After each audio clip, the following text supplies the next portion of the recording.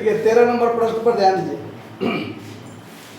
13 number प्रश्न में जो आपका मेन हेडिंग है प्रबंधक को कमीशन देने वाली बात, ठीक है, जिसमें आपको एडजस्टमेंट में लास्ट एडजस्टमेंट देख लीजिए कि प्रबंधक को उसके कमीशन काटने के बाद बचे हुए शुद्ध लाभ का 25% कमीशन देना है। यानी मैनेजर को 25% कमीशन देने के बाद पर इसमें आपको चर्चा करना है। सवाल में जो आइटम है उसका 31 मार्च 2012 को समाप्त होने वाले वर्ष के लिए ट्रेडिंग पीएल और बैलेंस शीट भी बनाइए, इतना बात कहता है। एक लाइन से आपका ट्रायल बैलेंस का आइटम दिया हुआ है जो सब है सो, ठीक है। इसमें आपको एक लाइन से टोटल आइटम दिया हुआ है, कौन सा डेबिट का है कौन सा क्रेडिट का है ऐसा नहीं क्लियर किया है। आइटम से ही आपको पहचानना पड़ेगा कि कौन सा डेबिट आइटम है और कौन सा क्रेडिट आइटम है, ठीक है। एडजस्टमेंट में देख लीजिए कौन कौन सा एडजस्टमेंट है। तो एडजस्टमेंट है आपको क्लोजिंग स्टॉक से संबंधित, जिसका आप दो जगह एडजस्टमेंट करते हैं, ट्रेडिंग के सीआर साइड में और बैलेंस शीट के एसेट्स भाग में। उसके बाद है अदत्त मजदूरी और स्टैंडिंग वेजेस।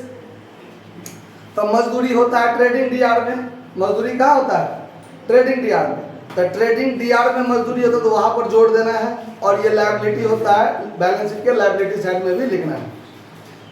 इंटरेस्ट रिसीवेबल, तो इंटरेस्ट रिसीव्ड जहाँ होगा तो इंटरेस्ट रिसीव्ड क्या है आमदनी है ना, पीएलसीआर में लिखाता है, और पीएलसीआर में लिखेंगे तो इंटरेस्ट रिसीवेबल उसमें जोड़ देंगे और फिर बैलेंस शीट के एसेट्स में रखेंगे। अतिरिक्त अप्राप्य ऋण, अतिरिक्त यानी एडिशनल बैड डेब्ट्स जो है जहाँ पर आपका बैड डेब्ट्स होगा उसमें जोड़ेंगे पीएलडीआर में, और दूसरा आपको बैलेंस शीट के एसेट्स में डेटर में से घटाना है। और एक एडजस्टमेंट जो प्रबंधक के कमीशन के बारे में कहता है, उस कमीशन का काम आपको सबसे लास्ट में करना है, सबसे लास्ट में, पहले कुछ नहीं करना है। पहले आप जितना जो बनाना है सब बना लीजिए। यहाँ जब आप नेट प्रॉफिट निकालने पर जाइएगा वहां पर जाकर इसका काम होगा, इससे पहले इसका काम नहीं होगा। कैसे क्या होगा वो आपको बाद में बताएंगे कि प्रबंधक को कमीशन जो होता है वो दो तरह से दिया जा सकता है। उसका कमीशन काटने से पूर्व के लाभ पर कमीशन और उसके कमीशन काटने के बाद के लाभ पर कमीशन, दो तरह से पूछ सकता है। तो दोनों में कैसे क्या करना है वो सब बता देंगे जब वहां पहुंचेंगे तब। पहले एक लाइन से आइटम पुट करते हैं, ध्यान से देखिए। सबसे पहले आपका लैंड एंड बिल्डिंग है 50,000 का। तो लैंड एंड बिल्डिंग जो है आपके बैलेंस शीट में लैंड एंड बिल्डिंग 50,000 का लिख दीजिए, इसमें कोई एडजस्टमेंट नहीं है।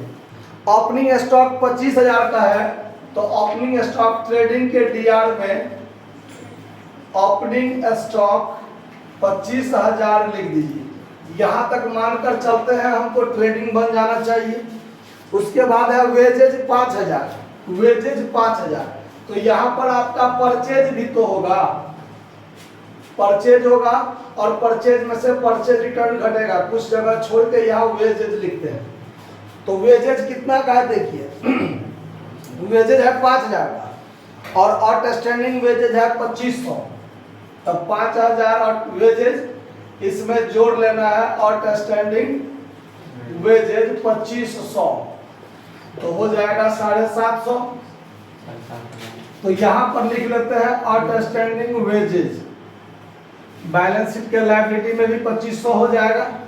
चलिए उसके बाद है आपको दिया हुआ बिल्स रिसीवेबल। तो बिल्स रिसीवेबल पर भी कोई एडजस्टमेंट आपको नहीं है, ठीक है। तो बिल्स रिसीवेबल है कितना का 10,000 का। तो बिल्स रिसीवेबल एसेट्स में लिख दीजिए, बिल्स रिसीवेबल कितना का है 10,000 का, 10,000 हो गया।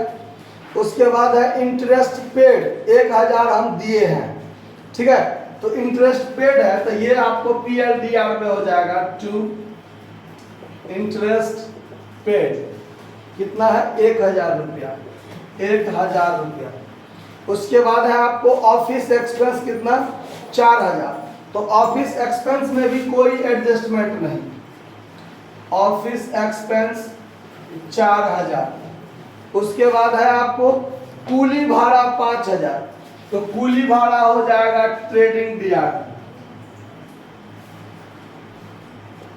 कूली चार्ज 4,000 है, कूली चार्ज कितना 4,000।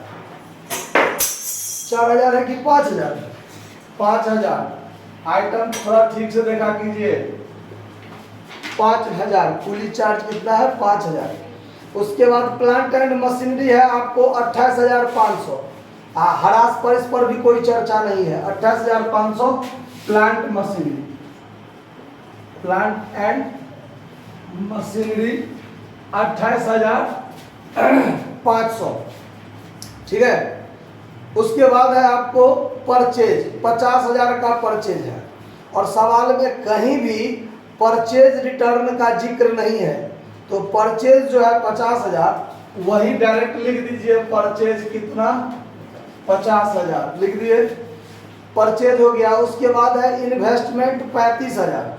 तो इन्वेस्टमेंट पर भी कोई एडजस्टमेंट नहीं, बैलेंस शीट के एसेट्स में इन्वेस्टमेंट कितना है? 35,000, ठीक है। उसके बाद है आपको सैलरी, कितना है सैलरी? 15,000। तो सैलरी कहाँ हो जाएगा? PLDR, salary 15,000। और सैलरी पर भी कोई एडजस्टमेंट नहीं है, तो सैलरी 15,000।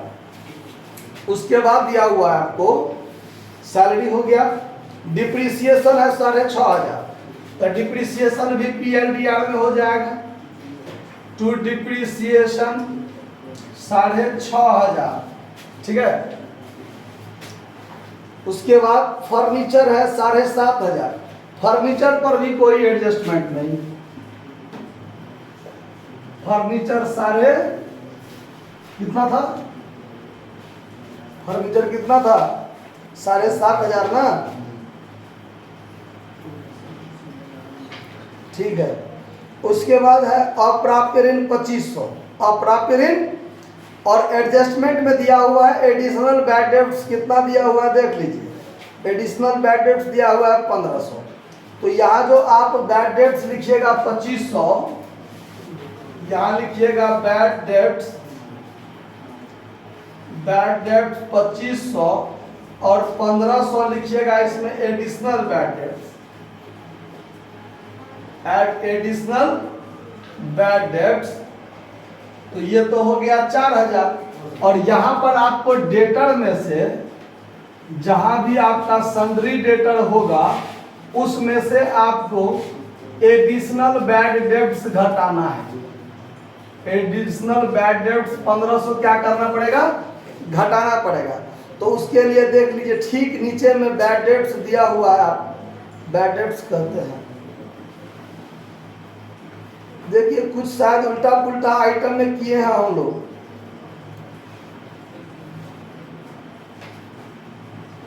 थोड़ा गौर से इसमें भज जाइए ना, कौन है?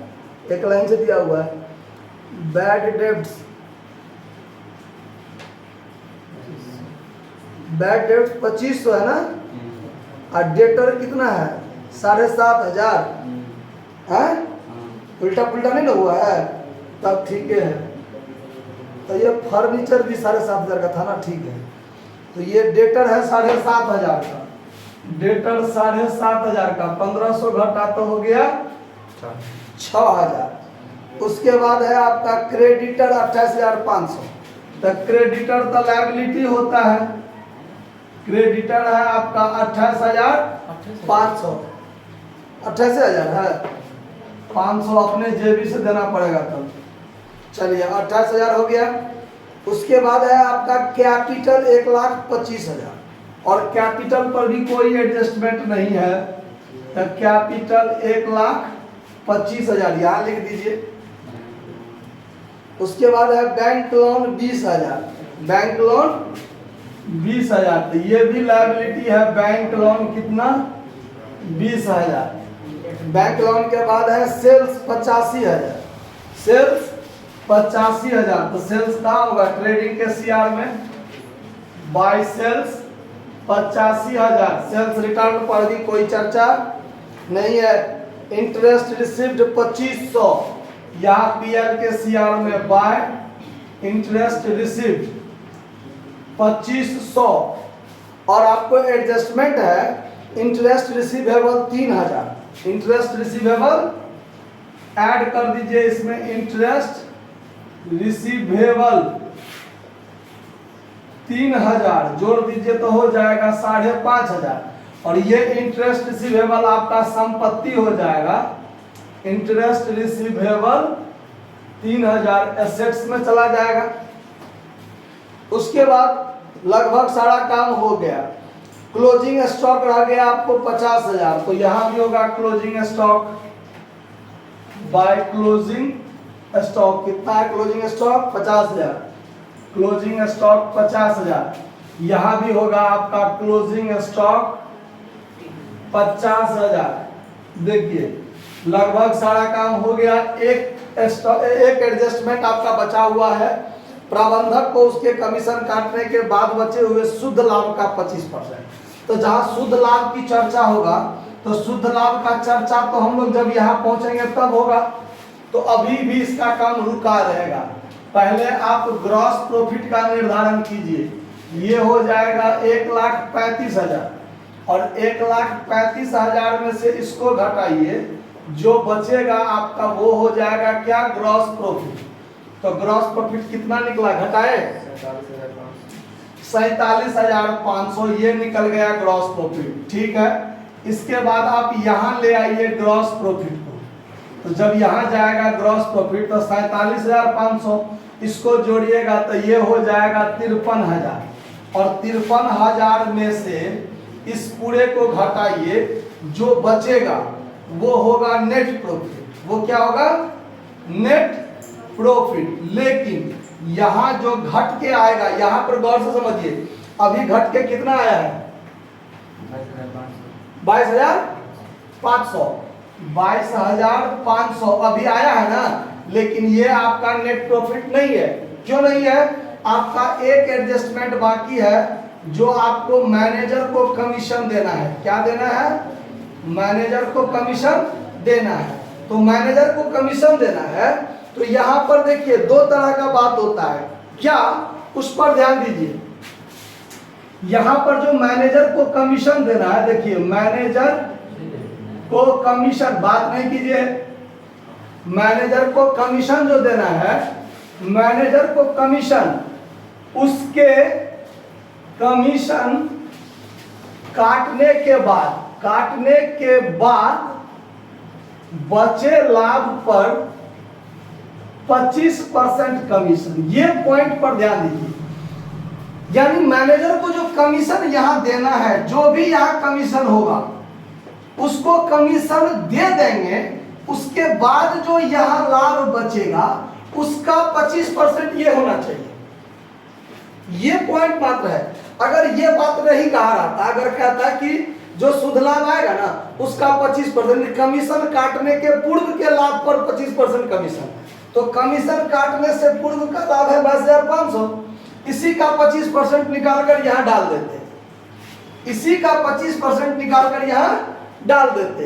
अगर कहता पूर्व के कमीशन पर, यानी कमीशन देने से पूर्व के लाभ पर कमीशन, तो 22,500 का 25% निकाल लेते, 25/100 जो होता वो यहाँ डाल देते। लेकिन कहता क्या है कि मैनेजर को जो कमीशन देना है उसके कमीशन हम काट लेंगे, उसके बाद जो बचेगा उसका 25% वो कमीशन होना चाहिए जो यहाँ आप ऑलरेडी दे चुके हैं। ये पॉइंट समझने वाली बात। तो इसका आपको तरीका है, एक होता है पूरा प्रोसेस से। तो पूरा प्रोसेस से आपको अगर ध्यान न रहे तो आप एक सूत्र याद रखिए, कमीशन बराबर, यानी कमीशन देने से पूर्व का लाभ। देखिए सूत्र क्या हो जाएगा? कमीशन देने से पूर्व का लाभ गुने कमीशन बट कमीशन का दर, कमीशन का दर बटा 100 प्लस कमीशन का दर। इस सूत्र का प्रयोग कर लीजिएगा, आपका हो जाएगा। तो अभी हम कमीशन नहीं दिए हैं, कमीशन नहीं दिए तो हमारा क्या है? कमीशन देने से पूर्व का लाभ कितना है? 22,500। तो कमीशन देने से पूर्व का लाभ है 22,500 गुने कमीशन का दर तो 25 बटा 100 प्लस कमीशन का दर तो 25, यानी 22,500 गुने 25 बटा 125। ठीक है। अब हम क्या करेंगे? तो ये 25 से इसको काटेंगे तो 5 और 5 से इसको काटेंगे तो 4,500 हो जाएगा। 4,500 कमीशन बन जाएगा। और यहाँ 22,500 में से इसको हम 4500 डाल देंगे तो यहाँ बच जाएगा 18,000। और 18,000 का 25% 4,500 होता है कि नहीं वो आप निकाल कर देख लीजिए, होगा ही होगा। आया बात समझ में? तो ये होता है एक सूत्र तरीका से, और एक होता है पूरा प्रोसेस तरीका से। ठीक है, तो प्रोसेस तरीका थोड़ा लंबा हो जाएगा, एक एक नियम सब लगाना पड़ेगा। ठीक है, तो आप इसको आसानी से याद रखिएगा, आपका सवाल एकदम तुरंत निकल जाएगा। ठीक है, तो ये हो गया आपका कमीशन। तो हम यहाँ पर 4500 कमीशन दे दिए। कमीशन देने के बाद जो लाभ हो गया, अब ये मेरा ओरिजिनल लाभ हो गया। ठीक है, और ये नेट प्रॉफिट अब यहाँ जाके जुटेगा 18,000 ऐड हो जाएगा क्या, नेट प्रॉफिट। ठीक है, और देखिए ये जो मैनेजर कमीशन है इसका एडजस्टमेंट तो हम सिर्फ यहाँ किए हैं, एक ही जगह किए हैं, एक जगह और होना है। तो ये मैनेजर का कमीशन हम अभी खर्चा तो कर लिए PLDR में कर लिए ना, लेकिन हम उसको नगद में तो नहीं दिए हैं, अभी नगद नहीं दिए हैं। तो अगर नगद देंगे तो यहाँ कैश में से घट जाएगा, जहां भी कैश होगा वहां, लेकिन सवाल में कहीं भी कैश नहीं है। तो यहाँ पर आउटस्टैंडिंग मैनेजर कमीशन लिख देंगे, आउटस्टैंडिंग मैनेजर कमीशन लिख देंगे। कितना, 4,500, 4,500, और इसको जोड़ देंगे तो ये हो जाएगा 1,45,000 होगा ना। अब इस पूरा को जोड़िए, कितना होता है, कैश है 8,000। कैश है 8,000 कहाँ है कैश, कहीं हम देखे नहीं, किधर भी है। अच्छा 8,000, कोई बात नहीं, लिख दीजिए यहाँ 8,000 कैश एट बैंक 8,000। तो हम लोग यहाँ घटाएंगे इसलिए नहीं क्योंकि सवाल में कहीं भी ये नहीं कहता। देखिए सवाल में क्या कहता है, मैनेजर कमीशन दिया जाना है, कमीशन दे दिए ऐसा कोई बात नहीं है। अगर दे दिए वाला बात रहता तो यहाँ खर्चा कर लिए और यहाँ कैश में से घटा लेते। दिया जाना है, दिए नहीं है, तो नहीं दिए हैं तो ये लायबिलिटी के रूप में हमारे बैलेंस शीट में रह जाएगा। ठीक है, अब दोनों साइड को जोड़कर देखिए बराबर होता है कि नहीं। बैलेंस शीट का टोटल कितना हो जाएगा, जोड़ के देखिए कितना होता है, जोड़े तो 5 5 10, 1,000 का 3 जीरो यहाँ हो जाएगा, 1 8 2 10 4 14 14 3 17 1 18 का 8 हाथ में 1 2 2 4 14 4 18 1 19, 1,98,000 हो गया। ठीक है, और इधर भी 1,98,000 हो जाता है। चलिए इधर भी 1,98,000 बराबर हो गया। सवाल पर आपका विजय प्राप्त हो गया, इसको नोट कर लीजिए। धन्यवाद।